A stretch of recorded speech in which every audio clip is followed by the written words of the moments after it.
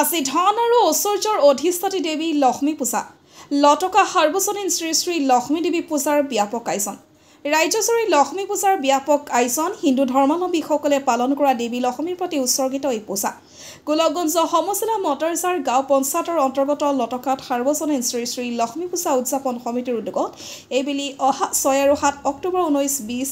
আহিন দুদিনীয়া বৰ্ণাঢ্য কাৰ্যসূচীৰে শ্ৰী শ্ৰী লক্ষ্মী পূজা উদযাপনৰ আয়োজন কৰিছে লটকা শ্ৰী শ্ৰী লক্ষ্মী মন্দিৰত অনুষ্ঠিতব্য পূজা ইতিমধ্যে আৰম্ভ হৈছে কাৰ্যসূচী অনুসৰি আজি সন্ধিয়া 6 বজাত ঢোল ঢাক আয়তি নাম প্ৰসংগৰে দেৱী প্ৰতিমালৈ ধৰ্মীয় শোভাযাত্ৰা উলিয়াই ইয়াৰ পাছতে পূজাথলীত অসমীয়া হিয়াৰ আমোদ জনতাৰ শিল্পী জুবিন গাৰ্গৰ এক বিশেষ শ্ৰদ্ধাঞ্জলি অনুষ্ঠান অনুষ্ঠিত হয় 8 বজাৰ পৰা পূজা আৰম্ভ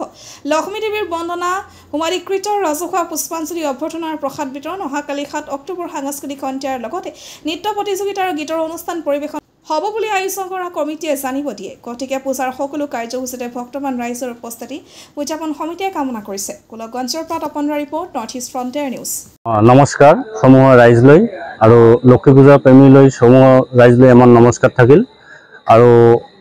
অন্য বছৰৰ দৰে আমিও এইবাৰ দুইদিনীয়া কাৰ্যসূচীৰে বৰ্ণাঢ্য কাৰ্যসূচীৰে আমি লক্ষ্মী পূজা কৰিবলৈ ওলাইছোঁ আজি আমাৰ প্ৰতিমা স্থাপন হ'ব যিহেতু গোটেই অসমতে আমাৰ মানে শ্ৰী শ্ৰী লক্ষ্মী আইৰ চৰণত মানুহ মানে ফুল বেলপাত দিব সেইকাৰণে আমি বহুত মানে আজি 28 বছৰ হ'ল 28 বছৰৰ পৰাই আমি মানে পূজা কৰি আহিছোঁ এইখন মানে মন্দিৰতে লক্ষ্মী পূজাৰ লটকা হৰি মন্দিৰ প্ৰাংগণত লক্ষ্মী পূজাৰ মন্দিৰত তো আমি সমূহ ৰাইজলৈ আমি মানে আহ্বান জনাইছোঁ যাতে কালি আমাৰ যিখন সাংস্কৃতিক অনুষ্ঠান আছে এইখন অনুষ্ঠানত আহি যাতে আমাক সহায় সহযোগিতা আগবঢ়ায় এইখিনি অসমৰ জনশিল্পী আমাৰ অতিকৈ আদৰৰ অতিকৈ চেনেহৰ মৰমৰ আমাৰ জুবিন দাই প্ৰয়াত জুবিন দা যোৱা 19 ছেপ্টেম্বৰত যি মানে ইহলীলা সম্ভাষণ কৰিলে ইয়াক লৈ আমি গোটেই অঞ্চল মানে ৰাজ্যবাসী আমি দুখিত আৰু যিহেতু গোটেই অলপতে হৈ যোৱা শাৰদীয়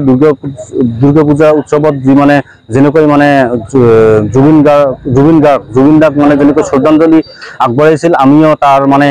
একো মানে ত্ৰুটি ৰখা নাই আমিও কৰিছোঁ আমিও মানে শ্ৰদ্ধাঞ্জলি